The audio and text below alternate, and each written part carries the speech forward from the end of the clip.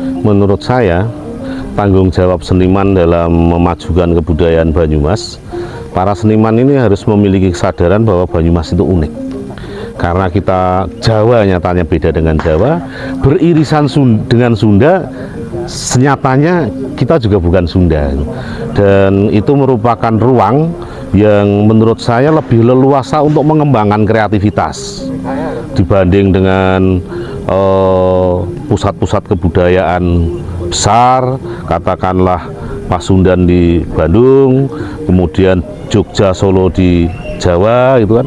Mereka sudah memiliki pembakuan, sudah memiliki pakem-pakem. Justru kekosongan pakem, kekosongan pembakuan ini merupakan ruang yang leluasa bagi kita untuk mengembangkan kreativitas. Itu pertama. Jadi harus ada kesadaran itu.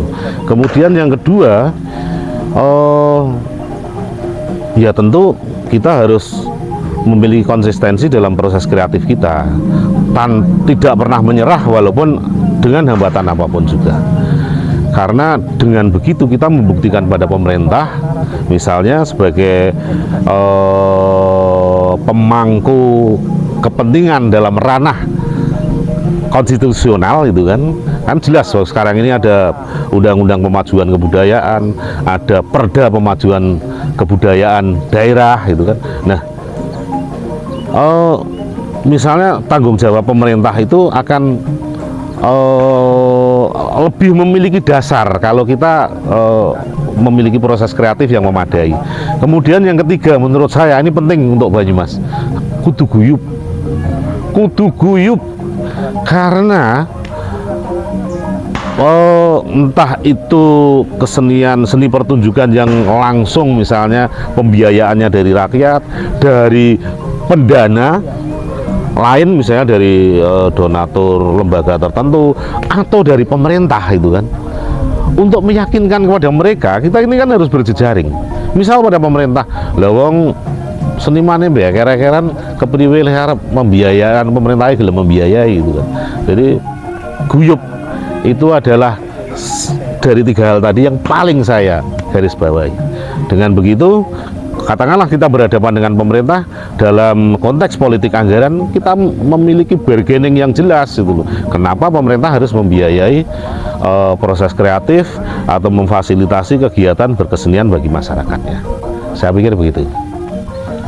Satu tambahan sedikit, bagaimana peran pemerintah dan apa yang sudah dilakukan oleh seniman dalam berkolaborasi dengan para pemangku kepentingan ke depan? Ya, walaupun tentu jenenge we wong duweni idealisme ya Mas.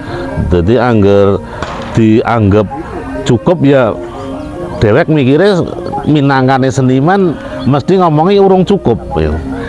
Sanajan di Banyumas ini belum, katakanlah belum sampai pada tahap yang kita inginkan, kita juga harus mengakui bahwa Kabupaten Banyumas ini fasilitasi kegiatan berkesenian ini relatif lebih baik dibanding dengan beberapa kabupaten yang lain, yang bahkan ada yang sampai Pemkapnya itu 0% dalam anggaran Dewan Kesenian setempat misalnya. Maaf, 0 rupiah. Nah, ke depan saya pikir pemerintah harus memahami, bukan saja karena ada secara ini merupakan kewajiban konstitusional bagi pemerintah karena udah ada undang-undangnya, sampai bahkan ada perdanya, begitu kan. Tetapi bagi Banyumas ini adalah potensi, basis bagi kita dalam mengembangkan ekonomi kreatif. Banyumas ini unik, keseniannya itu luar biasa, itu diakui oleh banyak orang, seperti para peneliti dari luar negara kita, gitu kan. Nah, sekarang bagaimana sesuatu yang unik, sesuatu yang potensial ini kita kemas menjadi basis ekonomi kreatif, dan itu akan berhubungan langsung dengan kemanfaatan ekonomi pada masyarakat. Tetapi kemudian yang kedua, saya juga berpesan, aja kabeh-kabeh dihitung nganggo ekonomi, karena orang kabeh neng seni budaya gue bisa dihitung karo ekonomi, gitu. Contoh misalnya, nyong tahu nganti neng Paris, neng anak-anak gedung opera, ternyata seniman yang pentas di gedung opera kuwi dibiayai karo pemerintah kota.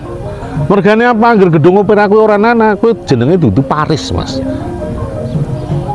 Gitu. Ya.